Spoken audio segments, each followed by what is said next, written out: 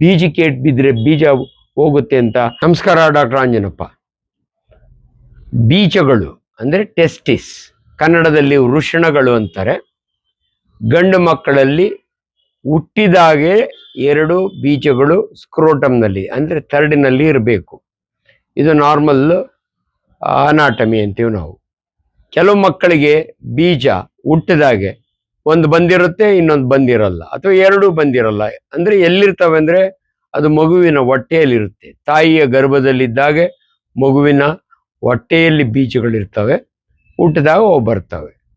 ಈ ಬೀಜಗಳಲ್ಲಿ ಆಗುವಂಥ ಬದಲಾವಣೆಗಳು, ಪರ್ಟಿಕ್ಯುಲರ್ ನೋವು, ನಾನು ಮರಿ ಮಕ್ಕಳದೇ ಮಾತಾಡ್ತಿಲ್ಲ, ದೊಡ್ಡವರು ಬರ್ತಾರೆ ಯಾಕೋ ಬೀಜದಲ್ಲಿ ನೋವು ಬರುತ್ತೆ ಅಂತ. ಇದಕ್ಕೆ ಕಾರಣಗಳು ಭಾಳ ಸರಳ. ಕೆಲವು ಸೀರಿಯಸ್ಸು, ಕೆಲವು ಅಂಥ ಸೀರಿಯಸ್ ಅಲ್ಲ. ನಿಮ್ಮ 1 ವರ್ಷದ ಮಗು ಅಥವಾ 2 ವರ್ಷದ ಮಗು ಆಟ ಆಡುವಾಗ ಸಡನ್ನಾಗಿ ತುಂಬ ಪೇಯ್ನ್ ಆಗ್ತಾ ಇದೆ ಬೀಜಕ್ಕೆ ಅಂತ ಬಂದಾಗೆ ಒಂದು ಏಟೇನಾದರೂ ಬಿತ್ತ, ಕ್ರಿಕೆಟ್ ಬಾಲು ಅಥವಾ ಆಟ ಆಡುವಾಗ ಏನು ಕಣ ತಗಲ್ಸ್ತಾ ನೋಡ್ತೀವಿ. ಅದಕ್ಕಿಂತ ಇಂಪಾರ್ಟೆಂಟು ಏನೂ ತಗಲೇ ಇಲ್ಲ, ಆದರೆ ಮಗು ಅಳ್ತಾ ಇದೆ, ವಾಂತಿ ಮಾಡುತ್ತೆ. ಆಗ ನೀವು ಸುಮ್ಮನೆ ನೋಡಿರಿ, ನಿಮ್ಗೇನೆ 2 ಬೀಜಗಳು ಒಂದೇ ಲೆವೆಲ್ನಲ್ಲಿ ಇರ್ತವೆ. ಯೂಶಲಿ ಎಡಗಡೆ ಬೀಜ ಸ್ವಲ್ಪ ಕೆಳಗಡೆ ಇರುತ್ತೆ. ಯಾವ ಕಡೆ ನೋವಿದೆಯಲ್ಲ ಆ ಬೀಜ ಮೇಲಕ್ಕೆ ಹೋಗಿತ್ತು ಅಂದರೆ ಅದು ಟ್ವಿಸ್ಟ್ ಆಗಿದೆ ಅಂತೆ, ಟಾರ್ಷನ್ ಅಂತೀವಿ ನಾವು.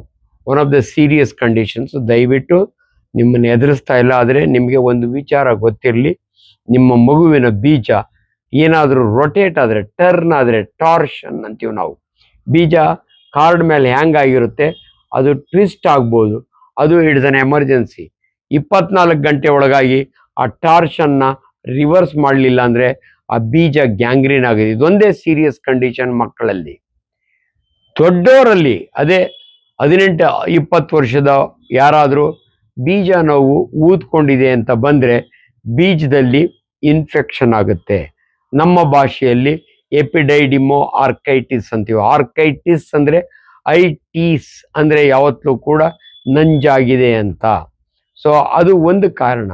ಈವನ್ 5 ವರ್ಷದ ಮಗುವಿನಲ್ಲಿ ಅದು ಕಾರಣ, ಇದು ಕಾರಣ. ಒಂದು ಸೀರಿಯಸ್ಸು, ಇನ್ನೊಂದು ಸೀರಿಯಸ್ ಅಲ್ಲ. ಅದರಿಂದ ದಯವಿಟ್ಟು ನಿಮ್ಮ ಮಗುವಿಗೆ ಮಕ್ಕಳಲ್ಲಿ ಬೀಜದ ನೋವು ಬಂದಾಗ ನೀವು ಕ್ವಾಲಿಫೈಡ್ ಡಾಕ್ಟ್ರ್ ಹತ್ರ, ನಿಮ್ಮ ಫ್ಯಾಮಿಲಿ ಡಾಕ್ಟ್ರಿಗೂ ಗೊತ್ತಾಗುತ್ತೆ, ಇಲ್ಲ ಅನ್ನಲ್ಲ, ಆದರೆ ಕರೆಕ್ಟಾಗಿ ಹೇಳ್ಬೇಕಾದ್ರೆ ಒಬ್ಬ ಸರ್ಜನ್, ಜನರಲ್ ಸರ್ಜನ್ ಅಥವಾ ಪೀಡಿಯಾಟ್ರಿಕ್ ಸರ್ಜನ್, ಮಕ್ಕಳ ಡಾಕ್ಟ್ರ್ ಅಲ್ಲ, ಮಕ್ಕಳ ಸರ್ಜನ್ಸ್ ಇರ್ತಾರೆ, ಅಂಥವ್ರ ಹತ್ರ ತೋರಿಸಿ. If it is A torsion of the testis ಆದರೆ ಇಟ್ ಇಸ್ ಅನ್ ಎಮರ್ಜೆನ್ಸಿ. 24 ಗಂಟೆ ಒಳಗೆ ಅದನ್ನು ಟ್ವಿಸ್ಟನ್ನು ಕೆಲಸ ಮಾಡೋಕ್ಕಾಗಲ್ಲ. ಆಗ ಆಪ್ರೇಷನ್ ಮಾಡಿ ನಾವು ಎಕ್ಸ್ಪೋಸ್ ಮಾಡಿ ಬೀಜನ ರೊಟೇಟ್ ಮಾಡಿ ಫಿಕ್ಸ್ ಮಾಡ್ತೀವಿ. ಒಂದೊಂದು ಸಾರಿ ಮಕ್ಕಳು 48 ಅವರ್ಸ್ ನಿಮ್ಮ ನೆಗ್ಲಿಜೆನ್ಸಿಂದ ಅಥವಾ ನಿಮ್ಮ ಸೆಲ್ಫ್ ಡಯಾಗ್ನೋಸಿಸು, ನಿಮ್ಮ ತಿಳುವಳಿಕೆ ಇಲ್ದಿರೋದ್ರಿಂದ 2 ದಿನ ಆದಮೇಲೆ ಬಂದರೆ ಆ ಬೀಜ ಗ್ಯಾಂಗ್ರೀನ್ ಆಗಿರುತ್ತೆ. ಟಾರ್ಷನ್ ಆಫ್ ದಿ ಟೆಸ್ಟಿಸ್ನ ಗ್ಯಾಂಗ್ರೀನ್ ಅಂತೀವಿ. ಆಗ ನಾವು ಅನಸ್ಥೀಸಿಯಾ ಕೊಟ್ಟು ಆ ಮಗುವಿಗೆ ಆ ಬೀಜನ ತೆಗೆದಾಕ್ಬಿಡ್ತೀವಿ. ಆರ್ಕಿಡೆಕ್ಟಮಿ ಅಂತೀವಿ. ಆಗ ನಮಗೆ ಭಾಳ ಇಂಪಾರ್ಟೆಂಟ್, ಇವನಿಗೆ ಜೀವನ ಪರ್ಯಂತ ಉಳಿದಿರೋದು ಒಂದೇ ಟೆಸ್ಟಿಸ್ಸು.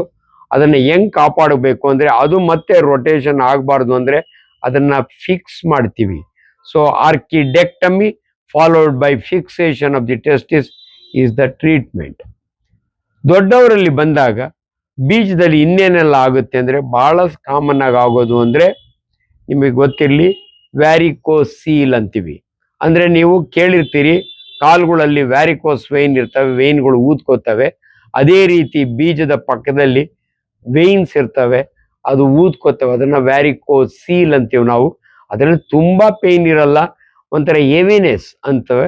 ನೀವು ಕರೆಕ್ಟಾಗಿ ನಿಲ್ಲಿಸಿ ನೋಡಿದರೆ ಯಾವ ಕಡೆ ವ್ಯಾರಿಕೋಸ್ ಸೀಲ್ ಇರುತ್ತಲ್ಲ ಆ ಬೀಜ ಕೆಳಗಡೆ ಲೆವೆಲ್ನಲ್ಲಿರುತ್ತೆ. ನಾವು ಸರ್ಜನ್ಸು ಮುಟ್ಟಿದರೆ ಅಂದರೆ ಟೆಸ್ಟಿಸ್ನ ಮೇಲ್ಗಡೆ ಕಾರ್ಡ್ ಅಂತೀವಿ ನಾವು, 2 ಬೆರಳು ಹಿಂದೆ, 1 ತಂಬು ಮುಂದೆ ಹಿಡಿದ್ರೆ ಬ್ಯಾಗ್ ಆಫ್ ವರ್ಮ್ಸ್ ಅಂತೀವಿ. ಅಂದರೆ ರೌಂಡ್ ವರ್ಮ್ಸ್ನ ಅಥವಾ ಪಿನ್ ವರ್ಮ್ನ ಅಥವಾ ನಿಮ್ಮ ಎರೆಹುಳುಗಳನ್ನ ಒಂದು ಬ್ಯಾಗ್ನಾಗ ಹಾಕ್ಬಿಟ್ಟು ಹಿಂಗೆ ಹಿಡ್ಕೊಂಡ್ರೆ ನಿಮ್ಗೆ ಹೆಂಗೆ ಫೀಲ್ ಆಗುತ್ತಲ್ಲ, ನಮಗೆ ಅದು ಫೀಲ್ ಆಗುತ್ತೆ. ಬ್ಯಾಗ್ ಆಫ್ ವರ್ಮ್ಸ್ ಅಂತೀವಿ. ಇದನ್ನು ಯೂಶಲಿ ಸ್ಕ್ಯಾನ್ ಮಾಡಿ ವ್ಯಾರಿಕೋಸ್ ಸೀಲ್ ಇದ್ದರೆ ಅದಕ್ಕೆ ಕೆಲವು ಸಮಯ ಅಡ್ವೈಸ್ ಮಾಡ್ತೀವಿ ಆಪ್ರೇಷನ್, ಕೆಲವು ಸಮಯ ಸ್ಕ್ರೋಟಲ್ ಸಪೋರ್ಟ್ ಅಂತೀವಿ, ಲಂಗೋಟಿ ಹಾಕ್ಕೊಳ್ಳಿ ಅಂತ ಹೇಳ್ತೀವಿ. ಇನ್ನು ಕೆಲವರಿಗೆ ಮದುವೆ ಆಗಿ 3 ವರ್ಷ ಆದರೂ ಮಕ್ಕಳಿಲ್ಲ ಅಂದಾಗ ಆ ಟೈಮ್ನಲ್ಲಿ ವ್ಯಾರಿಕೋಸ್ ಸೀಲ್ ಇದ್ದರೆ ಸ್ಪರ್ಮ್ ಕೌಂಟ್ ಕಡಿಮೆ ಆಗೋದಕ್ಕೆ ಇದು ಒಂದು ಕಾರಣ ಅಂತ ಹೇಳಿ ಅವ್ರಿಗೆ ಆಪರೇಷನ್ ಮಾಡ್ತೀವಿ. ಬೀಜದಲ್ಲಿ ಎಪಿಡೈಡಿಮೋ ಆರ್ಕೈಟಿಸ್ ಅಂತೀವಿ, ಇನ್ಫೆಕ್ಷನ್ ಆಗೋದು, ಅದು ಒಂದು ಕಾರಣ. ಇನ್ನೊಂದು ಒಂದು ವೈರಲ್ ಇನ್ಫೆಕ್ಷನ್ ಇದೆ, ಬಹಳ ಜನಕ್ಕೆ ಇದು ಗೊತ್ತಿರಲ್ಲ, ಈಗ ಬಹಳ ಕಡಿಮೆ, ಇದು ಮಂಪ್ಸ್ ಅಂತೀವಿ. ಗೌತಲಮ್ಮ ಆದ ಮಕ್ಕಳಿಗೆ ಬೀಜದಲ್ಲಿ ನೋವು ಬರುತ್ತೆ, ಅದನ್ನ ವೈರಲ್ ಆರ್ಕೈಟಿಸ್ ಅಂತೀವಿ. ಆರ್ಕೈಟಿಸ್ ಅಂದ್ರೆ ಬೀಜದಲ್ಲಿ ವೈರಲ್ ಇನ್ಫೆಕ್ಷನ್ನು, ಇದು ವಾಸಿ ಆಗುತ್ತೆ, ಅದು ಕೂಡ ಆಟೋಮ್ಯಾಟಿಕಲಿ ವಾಸಿ ಆಗುತ್ತೆ. ಇದು ಸೆಲ್ಫ್ ಲಿಮಿಟಿಂಗ್ ಡಿಸೀಸ್ ಅಂತೀವಿ. ಕೆಲವು ಸಮಯ ನಮ್ಮ ದೇಶದಲ್ಲಿ ಟಿ ಬಿ ನೀವು ಕೇಳಿರ್ತೀರಿ, ಟ್ಯೂಬರ್ಕ್ಯುಲೋಸಿಸ್, ಬರೀ ಶ್ವಾಸಕೋಶದಲ್ಲಿ ಅಷ್ಟೇ ಅಲ್ಲ, ಎಷ್ಟೋ ಜನಕ್ಕೆ ಕರಳಿನಲ್ಲಿ ಟಿ ಬಿ ಆಗುತ್ತೆ, ಕಿಡ್ನಿಯಲ್ಲಿ ಟಿ ಬಿ ಆಗುತ್ತೆ, ಟೆಸ್ಟಿಸ್ ಮೇಲ್ಗಡೆ ಎಪಿಡೈಡಿಮಿಸ್ ಅಂತೀವಿ ನಾವು, ಎಪಿಡೈಡಿಮಲ್ ಟಿ ಬಿ ಅಂತಲೂ ಆಗುತ್ತೆ. ಇವೆಲ್ಲವನ್ನು ನಮ್ಮ ಹತ್ರ ಬಂದಾಗೆ ಗೊತ್ತಾಗುತ್ತೆ. ದಯವಿಟ್ಟು ನಾನು ಯಾಕೆ ಇಷ್ಟು ವಿಚಾರಗಳನ್ನ ವೈಜ್ಞಾನಿಕವಾಗಿ ಹೇಳ್ತಿದ್ದೀನಿ ಅಂದರೆ, ನಿಮಗೆ ಗೊತ್ತಾಗಲ್ಲ. ಏನಾದರೂ ಡೌಟ್ ಬಂದರೆ ನೀವು ಕರ್ಕೊಂಡು ಬಂದರೆ ನನ್ನ ಕೈಗೆ ಗೊತ್ತಾಗುತ್ತೆ. ನಿಮ್ಮ ಟೆಸ್ಟಿಸ್ ಮುಟ್ಟಿದ್ರೆ ನನಗೆ ಅದರೊಳಗೆ ಇನ್ಫೆಕ್ಷನ್ ಆಗಿದೆಯೋ ಇಲ್ಲ ಅಂತ ಗೊತ್ತಾಗುತ್ತೆ.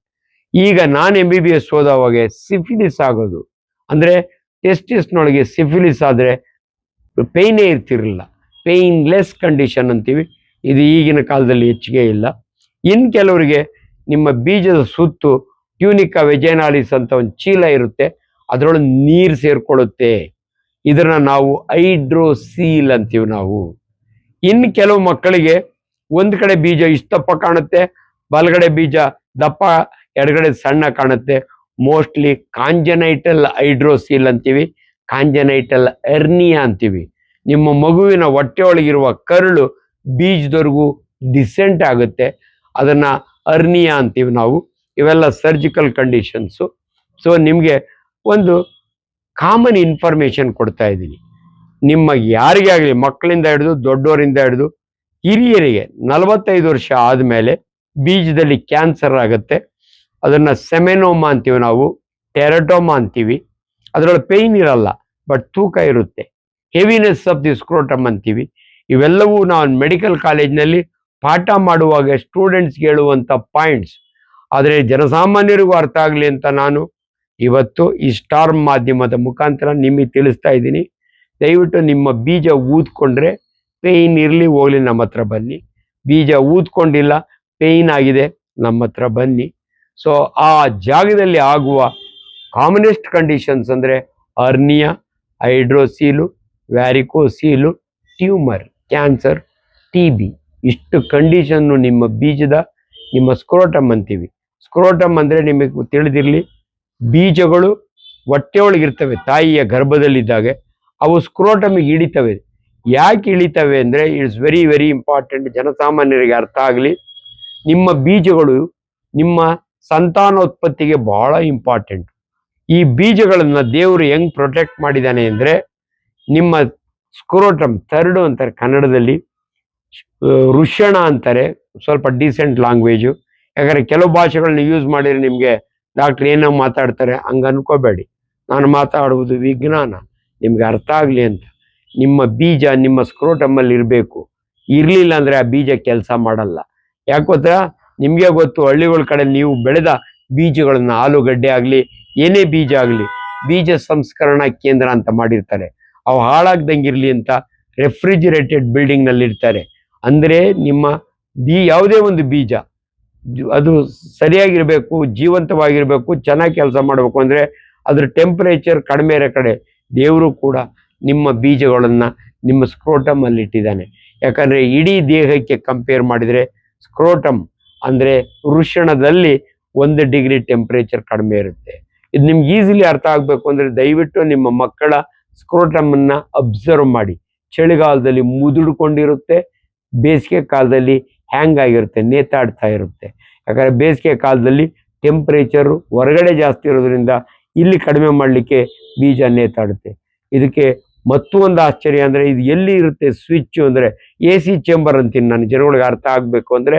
ನಿಮ್ಮ ಸ್ಕ್ರೋಟಮ್, ನಿಮ್ಮ ವೃಷಣ, ನಿಮ್ಮ ಥರ್ಡು AC ಚೇಂಬರ್ ಇದ್ದಂಗೆ, ಅದರ ಸ್ವಿಚ್ ಬ್ರೈನ್ನಲ್ಲಿರುತ್ತೆ. ಆ ಚರ್ಮದ ಕೆಳಗಡೆ ಒಂದು ಮಜಲ್ ಇದೆ, ಡಾರ್ಟಾಸ್ ಮಜಲ್ ಅಂತೀವಿ ನೋಡಿ. ಈ ಮಜಲ್ಗಳ ಬಗ್ಗೆ ನಾವು ಮಾತಾಡ್ತೀವಿ. ನಿಮ್ಮ ಇಡೀ ದೇಹದಲ್ಲಿ 560 ಮಾಂಸಖಂಡಗಳಿರ್ತವೆ, ಸ್ಕೆಲೆಟಲ್ ಮಜಲ್ ಅಂತೀವಿ ನಾವು. ಹಾರ್ಟ್ ಎಂದು ಬೇರೆ ಮಸಲ್ಲು, ಆ ಚರ್ಮದ ಕೆಳಗಡೆ ಇರುವ ಮಸಲ್ ಡಾರ್ಟಾಸ್ ಮಸಲ್ ಅಂತೀವಿ, ಅದು ಈ ಸ್ವಿಚ್ನಿಂದ ಕಂಟ್ರೋಲ್ನಲ್ಲಿರುತ್ತೆ. ಚಳಿಗಾಲದಲ್ಲಿ ಹೊರಗಡೆ ಥಂಡಿ ಇರೋದ್ರಿಂದ ಇದನ್ನ ಕಂಟ್ರಾಕ್ಟ್ ಮಾಡುತ್ತೆ, ಮುದುಡ್ಕೊಳ್ಳುತ್ತೆ. ನಿಮ್ಮ ಸ್ಕ್ರೋಟಮ್ಮು, ನಿಮ್ಮ ಮಗಿನ ಸ್ಕ್ರೋಟಮ್ಮು ಮುದುಡ್ಕೊಳ್ಳುತ್ತೆ. ಅದನ್ನು ಅಬ್ಸರ್ವ್ ಮಾಡಿ. ಅದರಿಂದ ದಯವಿಟ್ಟು ಬೀಜದ ಬಗ್ಗೆ ಮಾತನಾಡುವಾಗ ಎಲ್ಲೋ ಬಿಲೋ ದಿ ಬೆಲ್ಟ್ ಮಾತಾಡಬೇಡಿ ಅಂತಾರೆ ಜೋಕ್ಗಳು ಮಾಡೋವಾಗೆ. ಇದು ಬಿಲೋ ದಿ ಬೆಲ್ಟೇ ಇರೋದ್ರಿಂದ ನಾನೊಬ್ಬ ಕ್ವಾಲಿಫೈಡ್ ಡಾಕ್ಟರ್ ಆಗಿ, ಒಬ್ಬ ವಿಜ್ಞಾನಿಯಾಗಿ ನಿಮ್ಮ ಬೀಜದ ಬಗ್ಗೆ ನಿಮ್ಗೆ ಇಷ್ಟೊಂದು ಅರಿವು ಮೂಡಿಸ್ತಾ ಇದ್ದೇನೆ. ದಯವಿಟ್ಟು ಯಾವತ್ತಾದ್ರೂ ಒಂದೇ ಒಂದು emergency torsion of the testis, ನಾನು ಭಾಳ ಸಾರಿ 35 ವರ್ಷದಲ್ಲಿ ಸಾಕಷ್ಟು ಸಾರಿ ನೋಡಿರ್ತೀವಿ ನಾವು. ಹೊಟ್ಟೆ ಉರಿಯುತ್ತೆ, ಈ ತಂದೆ ತಾಯಿಯ ನೆಗ್ಲಿಜೆನ್ಸ್, ಈ ಮಗಿನ ಬೀಜ ಹೊರಟೋಯ್ತಲ್ಲ ಅಂತ. ಅವಾಗೆ ಅವರಿಗೆ ಬೀಜ ಯಾಕೆ ತೆಗಿತೀರ ಡಾಕ್ಟ್ರೆ? ತೆಗಿಲಿಲ್ಲ ಅಂದರೆ ವಿಧಿ ಇಲ್ಲಪ್ಪ, ನೀನು ಮಾಡಿರೋ ತಪ್ಪಿ ತೆಗಿತಾ ಇದ್ದೀವಿ. ಯಾವುದೇ ಒಬ್ಬ ಸರ್ಜನ್ನು ಯಾವುದೇ ಒಂದು ಆಪ್ರೇಷನ್ ಅದರೊಳಗಾಗಿ ಆಂಪುಟೇಷನ್ನು, ಮಿಟಿಲೇಷನ್ನು, ತೆಗೆಯುವಂಥ ಆಪ್ರೇಷನ್ ಮಾಡಬೇಕಾದ್ರೆ 100 ಸಾರಿ ಯೋಚನೆ ಮಾಡ್ತೀವಿ. ಆ ಬೀಜ ಗ್ಯಾಂಗ್ರೀನ್ ಆಗಿದೆ, ತೆಗೆದ. ಇದೊಂದೇ ಎಮರ್ಜೆನ್ಸಿ ಅಕ್ಯೂಟ್ ಸ್ಕ್ರೋಟಲ್ ಪೇಯ್ನ್, ಅಥವಾ ಅಕ್ಯೂಟ್ ಅಂದರೆ ಸಡನ್ ಬರುವ ನೋವುಗಳಲ್ಲಿ ಒಂದು ಟಾರ್ಷನ್ನು, ಒಂದು ಎಪಿಡೆಮಾರ್ಕೈಟಿಸ್. ಟಾರ್ಷನ್ಗೆ ಇಮ್ಮಿಡಿಯೇಟ್ ಆಪರೇಷನ್ ಬೇಕಾಗುತ್ತೆ, ಎಪಿಡೆಮಾರ್ಕೈಟಿಸ್ ಬೇಕಿಲ್ಲ, ಆಂಟಿಬಯೋಟಿಕ್ಸ್ ಕೊಡ್ತೀವಿ, ಸ್ಕ್ರೋಟಲ್ ಎಲಿವೇಷನ್ ಮಾಡ್ತೀವಿ. ಜ್ವರ ಬಂದಿರುತ್ತೆ, ಪ್ಯಾರಾಸಿಟಮಾಲ್ ಕೊಡ್ತೀವಿ, ಮಗು ಆರಾಮಾಗುತ್ತೆ. ಅದರಿಂದ ಬೀಜಕ್ಕೆ ಏಟು ಬಿದ್ದಾಗೆ ಹೆಮೆಟೋಮಾ ಅಂತೀವಿ ನಾವು. ಅದಕ್ಕೆ ನೋಡಿ, ನಿಮಗೆ ಎಷ್ಟು ಜನ ಗೊತ್ತಿದೆಯೋ ಇಲ್ಲೋ, ಕ್ರಿಕೆಟ್ನಲ್ಲಿ ಹೆಲ್ಮೆಟ್ಗಿಂತಲೂ ಮೊದಲು ಬಂದಿದ್ದು ಬ್ರಿಟಿಷ್ನವರು ಹಾಕಿದ್ದು ಸ್ಕ್ರೋಟಲ್ ಗಾರ್ಡ್. ಬೀಜಕ್ಕೆ ಏಟು ಬಿದ್ದರೆ ಬೀಜ ಹೋಗುತ್ತೆ ಅಂತ ಅವರು ಗಾರ್ಡ್, ಬೀಜನ ಸ್ಕ್ರೋಟಮನ್ನು ಪ್ರೊಟೆಕ್ಟ್ ಮಾಡಿದ್ರು. ಆಮೇಲೆ ಬರ್ತಾ ಬರ್ತಾ ತಲೆ ಪ್ರೊಟೆಕ್ಟ್ ಮಾಡಲಿಕ್ಕೆ ಎಲ್ಲೋ ಒಂದು ಕಡೆ ತಮಾಷೆ ಮಾಡ್ತೀವಿ ನೋಡಿ, ಸ್ಕ್ರೋಟಮ್ ಎಷ್ಟು ಇಂಪಾರ್ಟೆಂಟು, ಬ್ರೈನ್ಗಿಂತಲೂ ಇಂಪಾರ್ಟೆಂಟ್ ಅಂತ. ಅದರಿಂದ ಆಟ ಆಡುವಾಗ ಅಥವಾ ಜಗಳ ಆಡುವಾಗ ಯಾರಾದರೂ ನಿಮ್ಮ ಬೀಜಕ್ಕೆ ಒದ್ದರೆ ಅವಾಗ ಇಷ್ಟಪ್ಪ ಊದ್ಕೊಳ್ಳುತ್ತೆ. ಅದನ್ನು ನಮ್ಮ ಭಾಷೆಯಲ್ಲಿ ಹೆಮೆಟೋಮಾ ಅಂತೀವಿ. ಆ ಸಮಯದಲ್ಲೂ ಕೂಡ ನಿಮಗೆ ಟ್ರೀಟ್ಮೆಂಟ್ ಇದೆ. ದಯವಿಟ್ಟು ನೆಗ್ಲೆಕ್ಟ್ ಮಾಡಬೇಡಿ. ಹಳ್ಳಿ ಕಡೆ ಒಂದು ಮಾತಿದೆ, ಮನುಷ್ಯನ ಪ್ರಾಣ ಮನುಷ್ಯನ ಬೀಜದಲ್ಲಿ, ಅದರಲ್ಲಿ ಗಂಡು ಮಕ್ಕಳ ಪ್ರಾಣ ಬೀಜದಲ್ಲಿರುತ್ತೆ ಅಂತ. ಅದು ಯಾಕೆ ಹೇಳ್ತಾರೆ ಅಂದರೆ, ಸಡನ್ನ 2 ಬೀಜವನ್ನು ಸ್ಕ್ವೀಸ್ ಮಾಡಿದರೆ, ಈ ಚಿಕ್ಕಿದರೆ, ಒದ್ರೆ ಪ್ರಾಣ ಹೋಗುತ್ತೆ. ಯಾಕೆ ಹೋಗುತ್ತೆ ಅಂದರೆ ನೋಡಿ, ನಿಮ್ಮ ಬೀಜಕ್ಕೂ, ನಿಮ್ಮ ಸ್ಟಮಕ್ಗೂ, ನಿಮ್ಮ ಹಾರ್ಟ್ಗೂ, ನಿಮ್ಮ ಕಪಾಳಕ್ಕೂ ಒಂದೇ ನರ್ವ್ ಇದೆ, ವೇಗಸ್ ನರ್ವ್ ಅಂತೀವಿ ನಾವು. ಆ ವೇಗಸ್ ನರ್ವ್ ಏನಾದರೂ ಇರಿಟೇಟ್ ಆದರೆ, ಯಾರಿಗಾನ ಒಂದು ಕಪಾಳ ಕೊಡಿದ್ರೆ ಸತ್ತು ಬಿದ್ದಿರ್ತಾರೆ, ಯಾಕಂದರೆ ಹಾರ್ಟ್ ನಿಂತೋಗುತ್ತೆ, ವೇಸೋ ವೇಗಲ್. ಅದೇ ರೀತಿ ಬೀಜವನ್ನು ಇಚ್ಚಿಕ್ಕಿದರೆ ನಿಮ್ಮ ಹಾರ್ಟ್ ನಿಂತೋಗುತ್ತೆ. ದಯವಿಟ್ಟು ಬೀಜಕ್ಕೆ ಒದಿಬೇಡಿ, ಬೀಜನ ಇಚ್ಚಿಕ್ಕಬೇಡಿ. ಇದು ಭಾಳ ಇಂಪಾರ್ಟೆಂಟ್ ಇನ್ಫಾರ್ಮೇಷನ್ನು. ಆದ್ದರಿಂದ ಬೀಜದ ಬಗ್ಗೆ ನಿಮಗೆ ಇಷ್ಟು ವಿಚಾರಗಳನ್ನ ನಾನು ನಿಮಗೆ ತಿಳಿಸ್ತಾ ಇದ್ದೀನಿ. Thank you.